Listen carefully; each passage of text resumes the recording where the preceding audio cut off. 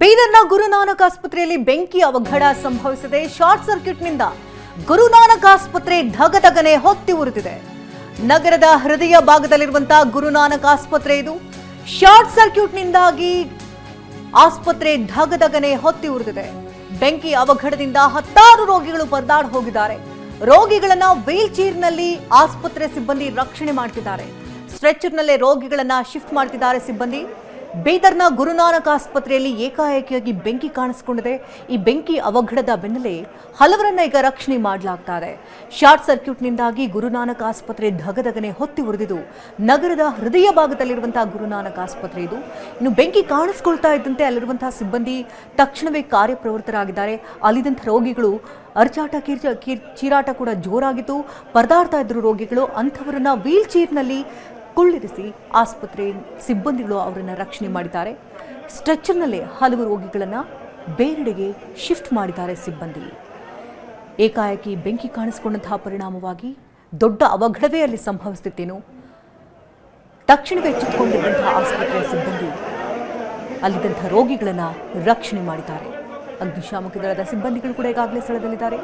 ರೋಗಿಗಳನ್ನು ಕರೆದುಕೊಂಡು ಹೋಗ್ತಾ ಇರುವಂತಹ ದೃಶ್ಯಗಳಿದು. ಬೀದರ್ನ ಹೃದಯ ಭಾಗದಲ್ಲಿರುವಂತಹ ಆಸ್ಪತ್ರೆ ಇದು.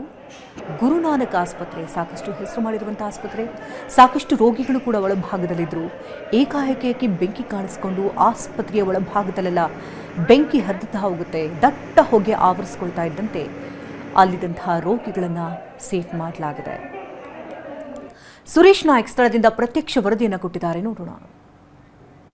ಬೀದರ್ನ ಪ್ರತಿಷ್ಠಿತ ಗುರುನಾನಕ್ ಆಸ್ಪತ್ರೆಯಲ್ಲಿ ಶಾರ್ಟ್ ಸರ್ಕ್ಯೂಟ್ನಿಂದಾಗಿ ಆಸ್ಪತ್ರೆಯಲ್ಲಿ ಬೆಂಕಿ ಕಾಣಿಸಿಕೊಂಡಿರ್ತಕ್ಕಂಥದ್ದು. ಸದ್ಯ ನಾನು ಈಗ ಆಸ್ಪತ್ರೆ ಮುಂಭಾಗದಲ್ಲಿದ್ದೇನೆ. ಈ ದೃಶ್ಯಗಳನ್ನ ಇಲ್ಲಿ ನೋಡಬಹುದು ನೀವು. ಸಾಕಷ್ಟು ಜನ ಬೀದರ್ ಜಿಲ್ಲೆಯ ಮೂಲೆಗಳಿಂದ ಕೂಡ ಇಲ್ಲಿ ಪೇಷಂಟ್ಗಳಿದ್ರು. ಎಮರ್ಜೆನ್ಸಿ ಪೇಷಂಟ್ಗಳು ಕೂಡ ಇದ್ರು.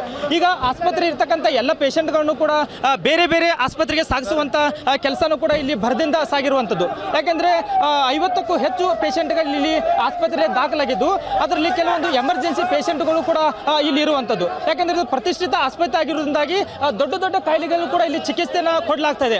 ಹೀಗಾಗಿ ಅವರು ಎಲ್ಲರನ್ನೂ ಕೂಡ ಈ ಬೆಂಕಿ ತಗುಲಿದ ತಕ್ಷಣ ಎಲ್ಲರನ್ನೂ ಕೂಡ ಆಸ್ಪತ್ರೆಯಿಂದ ಹೊರಗಡೆ ಸಾಗಿಸುವಂತ ಕೆಲಸನೂ ಕೂಡ ಇಲ್ಲಿ ಅಗ್ನಿಶಾಮಕ ದಳದ ಸಿಬ್ಬಂದಿಗಳು ಮಾಡಿರ್ತಕ್ಕಂಥದ್ದು.